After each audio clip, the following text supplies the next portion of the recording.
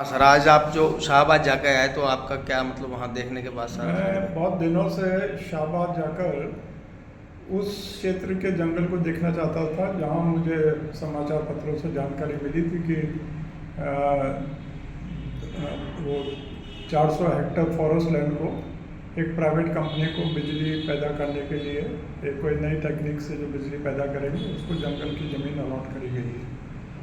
तो ये खबर पढ़ने के बाद ही मैं काफ़ी विचलित था और मैंने कहा था कि मैं अपना मुंह तभी खोलूँगा जब मौके पर जाकर मैं हालात को देखूँ।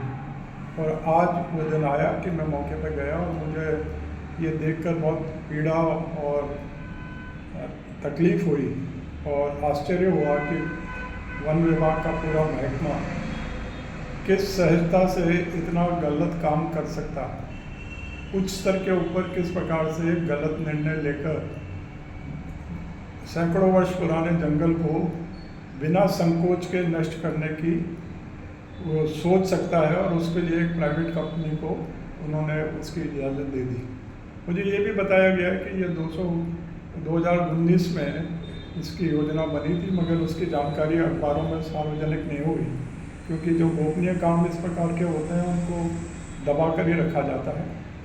और जिस क्षेत्र में ये प्लांट आएगा वो कोटा रियासत का सबसे बेहतरीन जंगल था और कोटा शासक जो है क्योंकि उनको यहाँ पर पुराने राजाओं को जंगल में रुचि शिकार में रुचि रहती थी तो यहाँ पर नियमित रूप से राजा शिकार करने जाते थे और जब राजा जाता था वो ऐसा ही है कि आज का मुख्यमंत्री जाता है तो पूरा डिपार्टमेंट जो है पूरा प्रशासन और ये इस बात को सुनिश्चित करता था कि जंगल और ये जंगल सुरक्षित रहे क्योंकि राजा का दौरा कभी नहीं हो सके।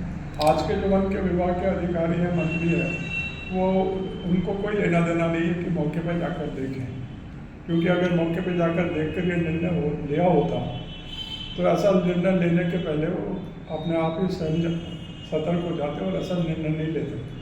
ये कांग्रेस शासन में है और यहाँ के जो मंत्री थे उन्होंने आगे की योजना बना रखी थी। मुझे कोई हिचकिचाहट नहीं है, प्रमोद भाया यहाँ के मंत्री थे, अत्यंत भ्रष्ट थे और उसने बेनामी वहाँ पर अभी एक क्रशर लगा रखा है। इसी को ध्यान के रखे कि आगे ज़मीन आएगी तो इसका निर्माण होगा। क्रशर चालू हालत में है और ये जो है खुद खनिज मंत्री थे तो लीज भी ले ली ताकि कभी अड़चन पैदा नहीं हो ताकि जिंदगी ये चलता रहे। अब इसमें जैसे जो एक पेड़ माँ के नाम अभियान चल रहे हैं या अमृता देवी पुरस्कार और 1.25 लाख पेड़ काटने के अभी जो है मुख्यमंत्री प्रधानमंत्री जी ने इस गंभीरता को समझते थे कि पर्यावरण में इन्वायरमेंटल जो डिस्टर्बेंसेस हो रहे हैं वर्ल्ड वाइड तो उन्होंने ये उचित समझा कि जो हम भारत में कर रहे हैं उसको रशिया में उस ब्रिक्स की बैठक पे बोले। अन्य बात बोली वो तो अलग चीज़ है पर उन्होंने जिक्र करा कि एक पेड़ माँ के नाम, बहुत बड़ी बात कही उन्होंने कि हमको पेड़ बचाने के लिए, पर हम तो धरती को माँ बोलते हैं। ये धरती माँ की ऐसी कम तैसी कर रहे हैं। हमारे यहाँ पर एक बद्दी गाली है माँ के नाम। अगर वो इन लोगों पर लागू हो जाए जिन्होंने इस पूरी योजना को दी है तो कोई गलत नहीं होगा, ऐसे लोगों पर वो गाली लागू होती। अरे जिस जमीन में हमको मिलना है मिट्टी में उसकी तुम इस तरह से उसकी दुर्दशा कर दोगे, तुम नौटंकी करोगे कि हम अमृता देवी को याद करेंगे। यहाँ पर क्या वापस देवियाँ आके पेड़ के चिपक के मरे क्या? बहुगुणा जी ने वहाँ पर भी करा। क्या करना चाह रहे हो आप? पूरा जंगल नष्ट करना चाहते हो। कितने पुराने पेड़ होंगे सर इस जंगल में आप देख के आए हैं? मतलब काफी आदिकाल वाला जंगल बता वन रहे हैं। विभाग के सारे अधिकारियों के माथे में बाल नहीं है ना, उससे 100 गुना पेड़ होंगे। सारे वन विभाग के अधिकारियों और कर्मचारियों के माथे में बाल नहीं है, उससे ज़्यादा पेड़।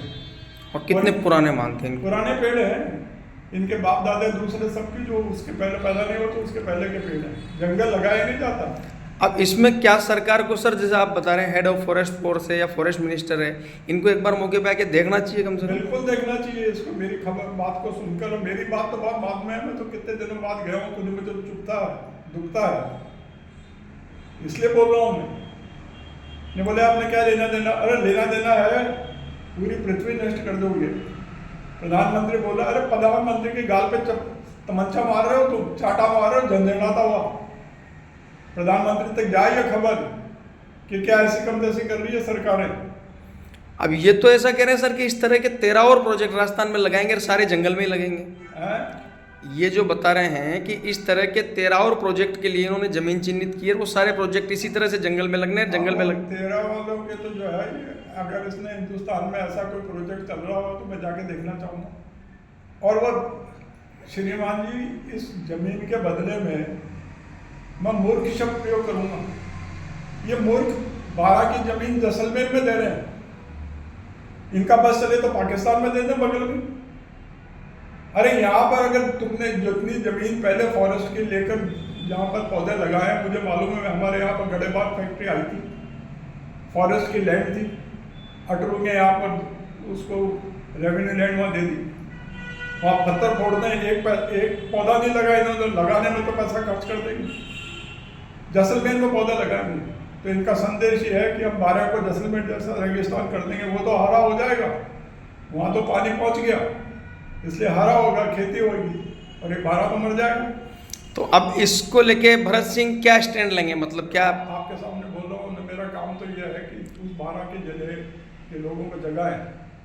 बहुत बार अपना हित वो समझते नहीं, और हमारे में भेड़ जैसी जीन्स भी है, हम भेड़ बन जाते हैं बहुत बार। गार्डर को कसाई के घर के सामने खड़ी कर दे या दुकान के सामने, तब पत्ते चबाती रहती है, तो वही काट के खाद खिला देता।